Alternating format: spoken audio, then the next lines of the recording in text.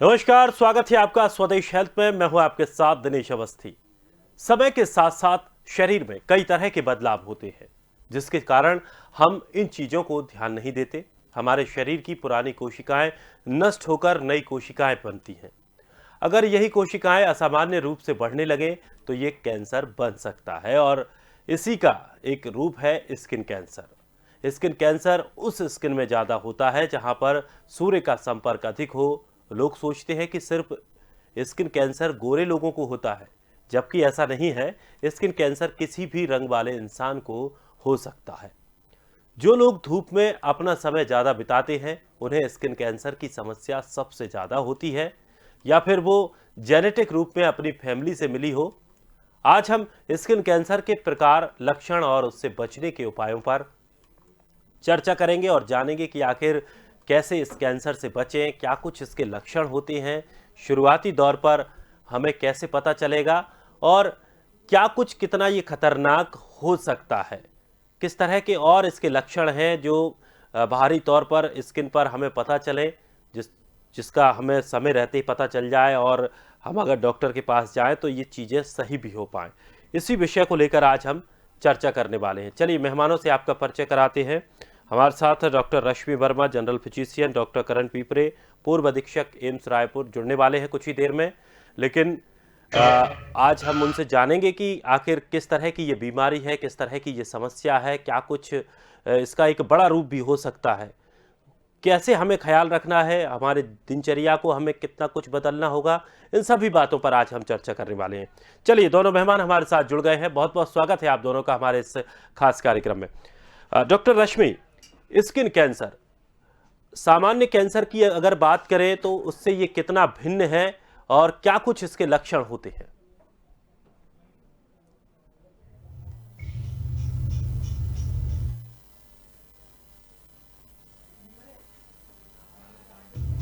Hello. चलिए, doctor रश्मि, आपकी आवाज़ हम तक नहीं पहुंच पा रही है। मैं टीम से कहूंगा कि कुछ तकनीकी समस्या हो सकती है, आप जल्द से जल्द उसको सुलझाएं, और जिससे कि हम डॉक्टर रश्मि से बातचीत कर पाए। चलिए, डॉक्टर करण हमारे साथ लगातार बने हुए हैं। डॉक्टर करण, क्या है जी, ये स्किन कैंसर, और आम कैंसर से ये कितना भिन्न है, क्या कुछ इसके लक्षण हैं? देखिए, स्किन कैंसर यानी जो एक्सपोज्ड पार्ट हमारे बॉडी के रहते हैं, दिखने वाले, जिसको चमड़ी भी कहते हैं।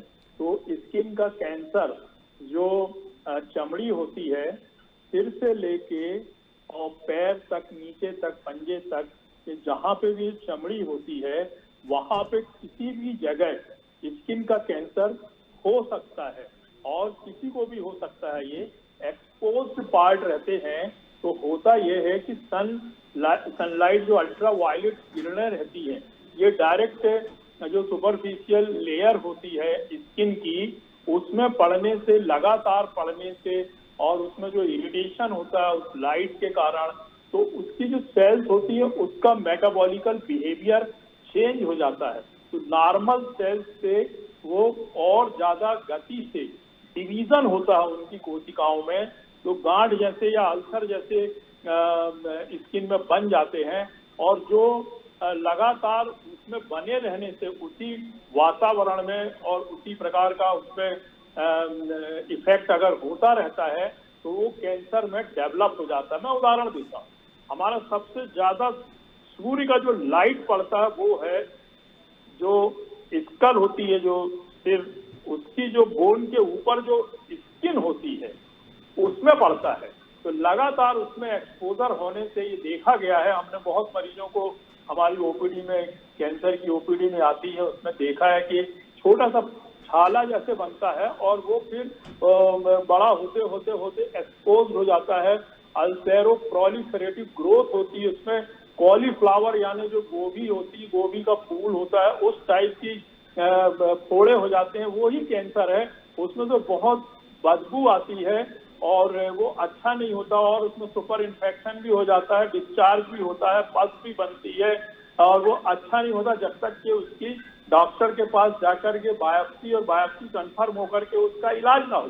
छोटा अगर होगा तो उसका ऑपरेशन हो जाता है, बड़ा अगर है तो उसकी रेडियोथेरेपी और कीमोथेरेपी, इम्यूनोथेरेपी ये सब थेरेपी से उसका ट्रीट करते हैं। ठीक इसी प्रकार से हमारा ये आंख के पास में ये बेसल लेयर होती है, बेसल सेल कार्सिनोमा होता है। यहाँ से लेकर के ये लाइन अगर अपन ड्रॉ करते हैं कान के यहाँ से लेके इस होंठ के एंगल तक, और इसके ऊपर का जो भाग होता है इसमें अनेकों प्रकार की सेल्स होती है। उसमें से बेसल सेल होती है, उसमें रोडेंट अल्सर जैसे होता है, रोडेंट अल्सर होता है। जो रोडेंट यानी जो चूहा होता है ना, जिस प्रकार से बिहेवियर जमीन में करता है उसी प्रकार से यहाँ पर वो कुरेदते अंदर तक चला जाता है। आपको पता भी नहीं चलेगा, दर्द भी नहीं होता है। जब बड़ा हो जाता है, बेकार लगने लगता है, लोग टोकने लगते हैं, तब फिर डॉक्टर के पास आते हैं। फिर उसी के बाद जो राष्ट्रपति निक्सन थे अमेरिका के, उनको हमेशा धूप में खड़े होकर के भाषण दिया करते थे लंबे समय तक। तो उनको नोज में हुआ था कैंसर, उनका कैंसर रिकरेंस भी हुआ था। इसी प्रकार से फिर ये जो लाइन के नीचे के भाग में है स्क्वैमस सेल कार्सिनोमा होता है। फिर मेलेनिन पिगमेंट के कारण जो नीवस वगैरह या दिल वगैरह जो होते हैं उसमें भी मेलेनोमा नाम का कैंसर होता है। तो कैपोसिस सार्कोमा होता है, जो HIV पॉजिटिव के लोग होते हैं उसकी इम्यूनिटी कम होने से स्किन में कैपोसिस सार्कोमा हो जाता है। मार्कोलिस सेल कैंसर भी होता है। तो ये सब प्रकार के कैंसर जो होते हैं एक्सपोज्ड पार्ट में होते हैं। यदि आपका किसी व्यक्ति को बर्न हो गया है, जल गया है, तो उसमें जलने के बाद में जो स्कार होता है उसको खुजलाने से उसमें इरिटेशन होता है, उसमें उसका नेचर चेंज होता है और अल्सर बन जाता है। फिर वहां पे नॉर्मल स्किन नहीं आती है और वहां कैंसर आ जाता है, जिसको बर्न स्कार के ऊपर जो स्किन कैंसर होता है वो होते हैं।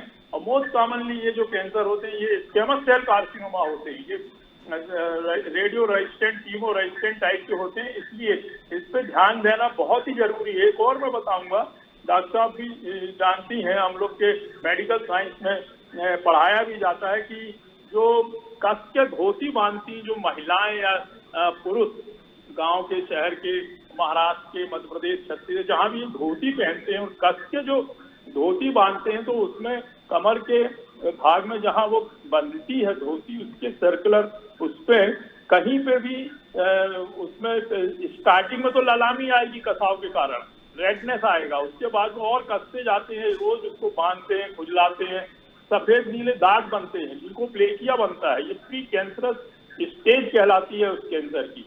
फिर उसको और खुजलाते हैं और कसते चले जाते हैं। उन लोगों को ज्ञात एक्सपीरियंस, नॉलेज नहीं होने के कारण फिर वहां पे एक अल्सर बन जाता है। वो अल्सर बड़ा होकर के उसका नाम भी है धोती कैंसर। फिर लोग अपने आस पड़ोस के लोगों को बताते हैं, चिकित्सालय आते हैं, उसमें से टुकड़ा निकाल के बायोप्सी करते हैं, फिर उसको रेडियोथेरेपी देंगे या एक्सीजन करने के लायक है तो वाइड एक्सीजन करके उसको बाहर कर देंगे, कीमोथेरेपी देंगे, रेडियोथेरेपी से ठीक हो जाते हैं। ये डरने की बात नहीं है। स्किन कैंसर सबसे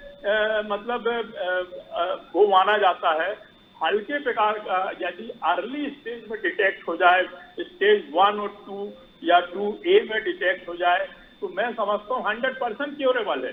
डॉक्टर उसको डीप एक्सीजन करके बाहर निकाल के फेंक देंगे, रेडियोथेरेपिस्ट उसको रेडियोथेरेपी देगा, कीमोथेरेपिस्ट उसके आसपास की जो लिम्फ नोड और सिस्टमिक डिसीज कंट्रोल करने के लिए कीमोथेरेपी देते हैं, इम्यूनोथेरेपी देते हैं, बॉडी की इम्यूनिटी पावर अच्छी हो जाती है, ठीक हो जाते हैं।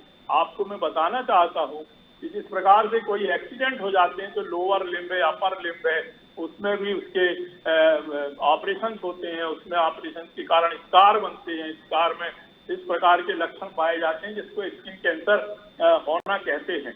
और लगातार जो सड़कों में कोल टार की जगह जो रहती है वहां पे काम करते हैं, या रेडियो डायग्नोसिस में एक्सरे, CT स्कैन, रेडियोथेरेपी इस जगह पे काम करती है। जो स्किन में या चेहरे में या जो चमड़ी होती है वहां पे वो डायरेक्ट कॉन्टेक्ट से जो रेडिएशन लगता है, आयोनाइजिंग रेडिएशन कहते हैं इसको, और ये इतना घातक होता है कि लगातार लगते रहने से आपकी स्किन की जो कोशिकाएं रहती हैं उसका बिहेवियर बदल जाता है, एबनॉर्मल हो जाता है, कैंसरस ग्रोथ हो जाती है वहां पे।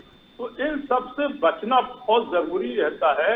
और खासकर जो धूप दिन भर की रहती है यदि आपके स्किन में पड़ती है, तो मैं समझता हूँ कि देश में, विदेश में, गोरे लोगों में, काले लोगों में और साउथ इंडियंस में या अफ्रीकन कंट्रीज के हों चाहे जापान के, सभी जगह हाँ केवल बिल्कुल, यानी कि हम नहीं। ये नहीं कह सकते कि ये एक किसी कलर की स्किन वालों पर ही इसका प्रभाव ज्यादा होता है, ये किसी को भी हो सकता है। और सर आपने कुछ बहुत सारी ऐसी महत्वपूर्ण चीजें बताई जिन पर शायद लोग गौर नहीं करते। जिस तरह से आपने कहा कि जो जिस जगह पर नाड़ा बांधते हैं तो वो उसकी वजह से जो निशान बन जाता है वो एक बड़ा खतरनाक हो सकता है।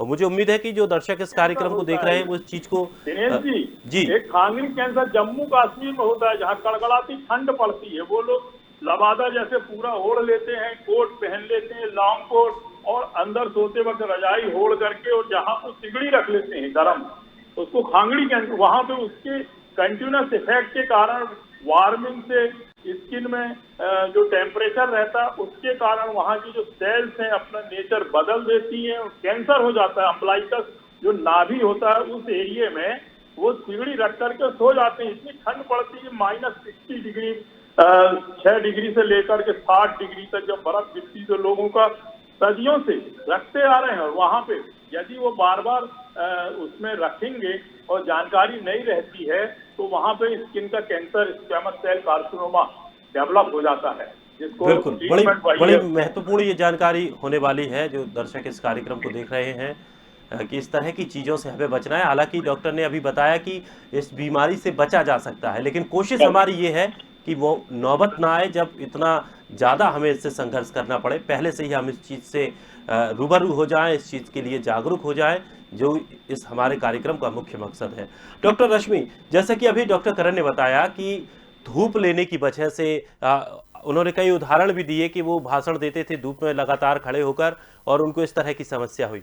एक तरफ ये कहा जाता है कि आप धूप में बैठिए, विटामिन डी मिलता है, आपको वो फायदेमंद है। दूसरी तरफ ये भी कहना है कि धूप ज़्यादा अगर हो जाए तो इस तरह की समस्या होती है। तो इसको कैसे समझ पाएंगे लोग कि कब वो धूप लेनी है और कब दिनेश नहीं जी, लेनी है? हेलो जी जी, रश्मि जी आपकी आवाज़ आ रही है। जी। देखिए, बहुत ही अच्छा टॉपिक है आज डिस्कशन का, और सर ने बहुत ही आसान भाषा में बहुत कुछ अच्छा समझाया है।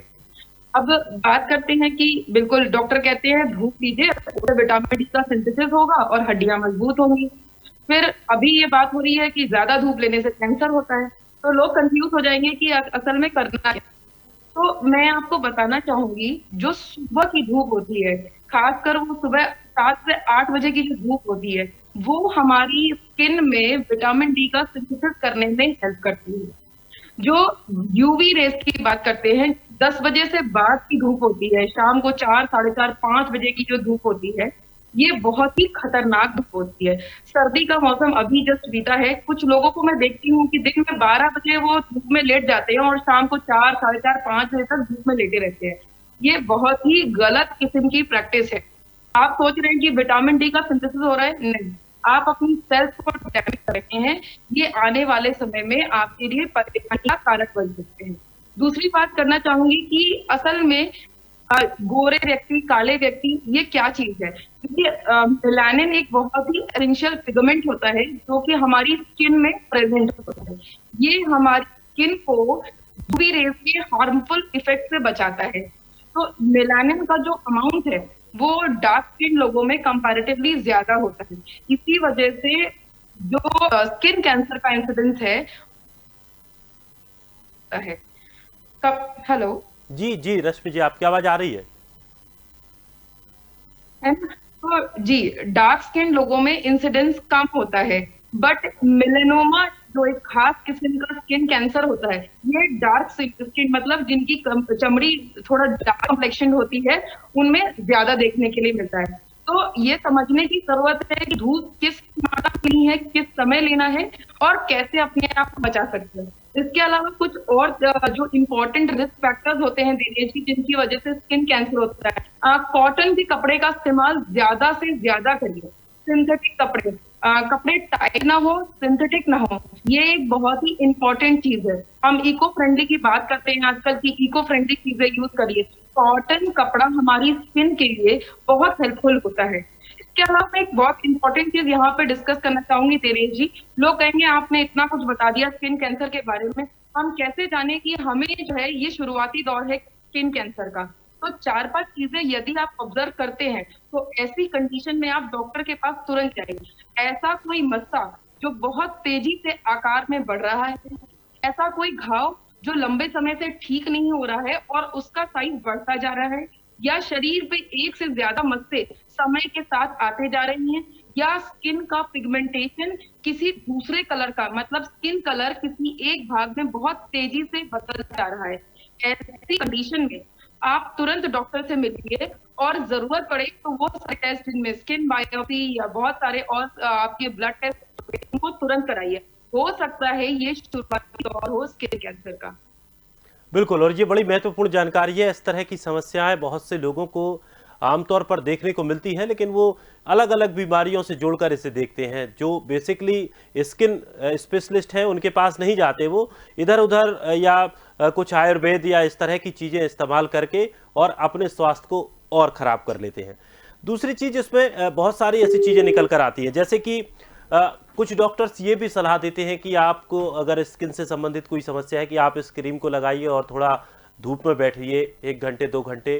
तो क्या वो करना सही है? और दूसरी चीज़, जिस तरह से जो आजकल साबुन और जिस तरह की क्रीम, तमाम जो बहुत सारी चीज़ें टीवी पर जिसके विज्ञापन के तौर पर हम जिन्हें देखते हैं, क्या इनका इस्तेमाल करना सही है? और क्या इनसे भी स्किन को हमारी को नुकसान पहुंचता है और स्किन कैंसर जैसी समस्याएं इनसे हो सकती हैं?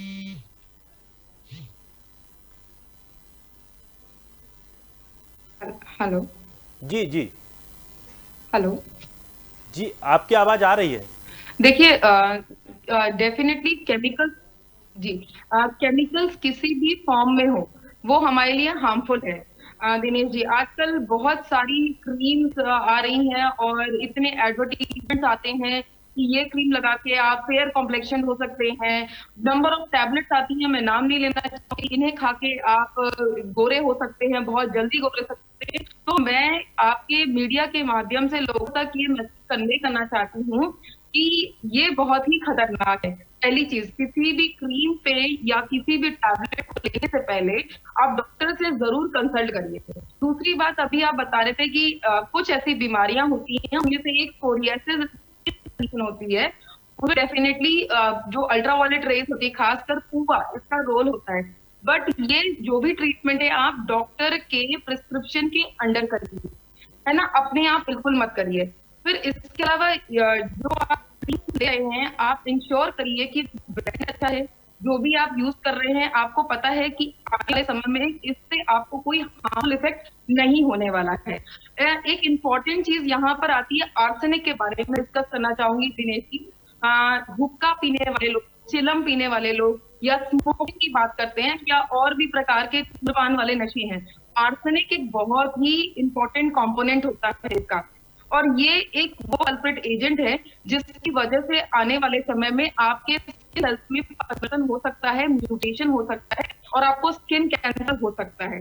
तो यदि ऐसी कोई भी चीज है तो आप अपने आप को इन सब चीजों से, इस प्रकार के नशे से बचा के रखिए। और यदि कोई ऐसी मेडिकेटेड क्रीम है, कोई ऐसी क्रीम है जो आप यूज करना चाहते हैं, तो डॉक्टर से डेफिनेटली एक बार कंसल्ट जरूर करिए। स्किन व्हाइटनिंग ट्रीटमेंट्स आजकल बहुत है, फैशन में है दिनेश जी। हर व्यक्ति को सुंदर दिखना है, हर व्यक्ति को गोरा दिखना है। तो आजकल के इस सिनेरियो में स्किन कैंसर एक और ज्यादा ही इंपॉर्टेंट टॉपिक बन जाए है। बिल्कुल, मैं आपसे एक सवाल और करना चाहूंगा, उसके बाद डॉक्टर करण से हम एक सवाल लेंगे। टैटू को लेकर के भी ये बातें कही जाती हैं कि जो लोग अपने शरीर में ज़्यादा टैटू गुदवाते हैं तो उनको भी इस तरह की समस्याएं होती हैं। तो क्या ये सही बात है कि वास्तव में टैटू ज़्यादा नहीं गुदवाने चाहिए या बिल्कुल भी नहीं गुदवाने चाहिए? देखिए, टैटूइंग हो या कोई भी आप टैंपरिंग कर रहे हैं स्किन से, तो डेफिनेटली कुछ अमाउंट में रिस्क तो रहता है। मैं आपसे एकदम बट टैटूइंग में जो नीडल यूज करते हैं, है ना, उससे और ही ज्यादा खतरनाक इन्फेक्शन होने के डर रहते हैं। हेपेटाइटिस बी और हेपेटाइटिस सी, ये ब्लड ट्रांसमिट होने वाले इन्फेक्शन हैं और इनकी वजह से लीवर खराब हो सकता है। तो जो जिन्हें भी टैटूइंग का शौक है, टैटू करवाना, स्किन गुदवाने का शौक है, तो आप एक चीज जरूर इंश्योर कर लीजिए कि जहां से आप करवा रहे हैं वो जगह हाइजीनिक है, वो जगह और जो करने वाला है वो वेल एक्सपीरियंस्ड आदमी है। तो हो सकता है कि कहीं स्किन कैंसर से तो भले ही आप बचाएं, बट यदि हाइजीन नहीं है तो हेपेटाइटिस बी और हेपेटाइटिस सी फैलने का डर डेफिनेटली है। चलिए, तो ये बड़ी महत्वपूर्ण जानकारी है और दर्शकों के लिए काफ़ी ये जानकारी लाभप्रद होने वाली है। डॉक्टर करण, समय भी कम बचा है। जिस तरह से अभी हम बात कर रहे थे कि धूप को लेकर, इसमें एक बड़ा सवाल ये भी उठता है कि चलिए आपने कहा कि धूप में नहीं रहना है, खास करके 11 बजे के बाद से शाम को 4 बजे तक। लेकिन कोई व्यक्ति अगर फील्ड में काम करता है, सेल्स का काम है उसका, या फील्ड में घूमना है, या बाहर कुछ ऐसे आउटडोर उसके काम है और उसको धूप में रहना उसकी मजबूरी है कि वो धूप में रहेगा ही, उसको जाना है आना है, उसके पास बड़ी गाड़ी नहीं है, वो 4 व्हीलर से 2 व्हीलर से जा रहा है, पैदल जा रहा है। ऐसे लोग किस तरह से अपनी त्वचा को बचा सकते हैं? क्या जिस तरह से जो कहा जाता है, जो सन क्रीम्स का आजकल बड़ा प्रचलन चल गया है, क्या इस तरह की क्रीमों का इस्तेमाल करना चाहिए, या फिर कुछ और ऐसे तरीके हों कि किस तरह से, या फुल कपड़े पहनकर जाएं, या कुछ और उपाय जिससे कि वो अपने शरीर को बचा पाए? प्रश्न करा है आपने कि शरीर को बचाने के लिए, स्किन कैंसर से बचने के लिए किस प्रकार से इसको हम रोक सकते हैं। तो सावधानी पूर्वक जीवन यापन करने वाले जो होते हैं, वो सदियों से हमने देखा, हमारे पूर्वज और हमारे मध्य प्रदेश के, छत्तीसगढ़ के और क्या बोलते हैं गुड़गांव वगैरह के, और ये राजस्थान के लोग पगड़ी पहनते हैं। पगड़ी पहनने से आपकी जो स्किन है, वो जो अल्ट्रावायलेट लाइट होती है, सूर्य की जो किरणें होती हैं, जिसका डायरेक्ट इफेक्ट पड़ता है रेडिएशन का, उसका वो एब्जॉर्ब हो जाती हैं। चाहे वो फेंटा हो, चाहे पगड़ी हो। सिखों को नहीं होता यहाँ का कैंसर, नहीं होता। पगड़ी वालों को नहीं होता कैंसर, टोपी लगाने वालों को नहीं होता, कैप लगाने वालों को नहीं रहता। अंग्रेज भी हैट लगाते हैं, उनको नहीं होता। वो उससे वो एब्जॉर्ब हो जाती, वहां का कैंसर नहीं होगा।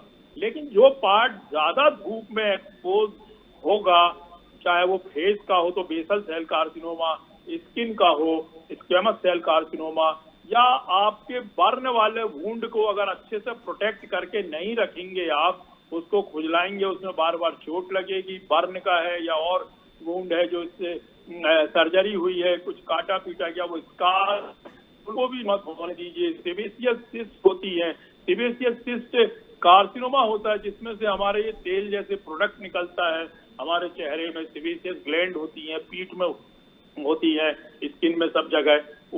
उसको भी आप अनदेखा नहीं कर सकते किसी चीज को, चाहे तेल हो, चाहे नीबस हो, चाहे और जो ग्रीन कलर के जो पैच होते हैं बॉडी में, उनको है, या कहीं जो छोटा सा फोड़ा बन करके वो बड़ा हो रहा है, ये आप दिखा रहे हैं इसके, तो इसको अनदेखा नहीं कर सकते आप। तत्काल सबसे पहले सर्जन को दिखाइए आप।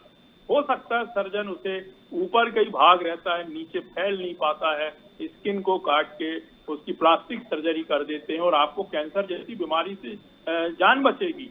ठीक इसी प्रकार से जो रोडेंट अल्सर और बेसल सेल कार्सिनोमा होता है, यदि छोटा सा फोड़ा फुंसी हुआ है, उसको भी अनदेखा ना करें आप। अनदेखा करने से वो आपकी आंख को खराब कर देगा, उसमें बड़ा ऑपरेशन या रेडियोथेरेपी लगेगी, तो आपको और ज्यादा नुकसान भी हो सकता है। इस प्रकार से आप हमेशा जागरूक रहें अपने चेहरे के प्रति, आपके स्किन के प्रति। आपको इतना ज्यादा लगाव होना चाहिए, इतनी रुचि होना चाहिए कि आप आश्वस्त ना हो, चाहे कोई भी फोड़ा हो, फुंसी हो, कटने वाली जो घाव होते हैं वो हो, उससे हमेशा बच के रहें। कपड़े पहने, धूप में रहते हैं तो हैट पहने, उससे बचाएं, धूप से अपने शरीर को बचाएं। जो लोग सुबह शाम की धूप लेते हैं, उनको विटामिन डी बहुत पर्याप्त मात्रा में मिलती है। आप अपने चलते फिरते यहाँ वहाँ काम भी करिए, सब करिए। लेकिन जो भरी धूप में जो लोग अपना बिजनेस के लिए निकलते हैं, सब्जी वाले हैं, खेतों में काम करते हैं, रोपे लगाने वाले, कचारों में काम करते हैं, जो मछली पकड़ने वाले हैं, या सड़कों में काम करते हैं, जो टार रोड बनाते हैं हमारे लिए, हमारे गाड़ियों को चलाने के लिए, और टार जो होता है, वो जो कोल टार होता है, वो भी नुकसानदायक होता है, चाहे फेफड़े के लिए, चाहे स्किन में कांटेक्ट में आने के लिए। तो इन सब से बचना पड़ेगा। सर, मैं आपको रोकना चाहूंगा, दरअसल समय हमारे पास और नहीं है, बाकी सवाल तो बहुत सारे थे, जो आपसे हम पूछ सकते थे और बड़े उन्हें हमें जवाब भी मिलते और वो महत्वपूर्ण जवाब होने वाले थे। लेकिन हमारा ये प्रयास है कि धीरे-धीरे हम इस तरह के जो सब्जेक्ट हैं, जो विषय हैं, उनको हम धीरे-धीरे फिर अगले कार्यक्रम में शामिल करेंगे और इस पर हम और आगे की इस पर गहन चर्चा भी करेंगे। लेकिन आज की जो जानकारी रही, वो बड़ी महत्वपूर्ण रही। बहुत सारी चीज़ें आपने बताई और ख़ास करके ये लास्ट वाली जो आपने बात बताई, मुझे लगता है कि दर्शक अगर इस बात को उन्होंने सुना होगा तो उनके लिए ये फ़ायदेमंद होने वाली है कि अगर धूप में आप निकल रहे हैं तो अपने सर को ज़रूर ढक लें। इससे आप काफ़ी हद तक बच सकते हैं। अगर आपके पास कुछ भी नहीं है तो आप अपना रुमाल निकालिए और उसको अपने सर पर बांध लीजिए। ये एक बहुत बड़ा फ़ायदेमंद आपके लिए हो सकता है। इसके अलावा हीट स्ट्रोक से भी आप इससे बच सकते हैं। ये सलाह मैं अपनी तरफ से दे रहा हूँ। हालाँकि डॉक्टर्स हमारे साथ बैठे हैं, विशेषज्ञ हमारे साथ बैठे हैं। बहुत-बहुत शुक्रिया आज आपने जो हमारे साथ जुड़े और इतनी महत्वपूर्ण जानकारियाँ दी। तो दोस्तों, मुझे उम्मीद है कि इस कार्यक्रम के माध्यम से आपको ये जानकारी मिली कि स्किन कैंसर से किस तरह से बच सकते हैं, क्या कुछ चीज़ें से आपको बचना होगा, किस तरह से अपने जीवनचर्या को थोड़ा-सा बदलना होगा, जिससे कि इस तरह की बीमारियों से बच सकते हैं। लेकिन स्किन कैंसर ज़्यादा खतरनाक नहीं है, इसका इलाज हो सकता है। लेकिन अगर आप बचाव करते हैं, अपनी स्किन का बचाव करते हैं, तो आपको इतनी गहराई में जाने की ज़रूरत ही नहीं पड़ेगी। फिलहाल इस खास कार्यक्रम में इतना ही। ताज़ा तरीन खबरों के लिए आप बने रहिए स्वदेश के साथ। सबसे पहले देश।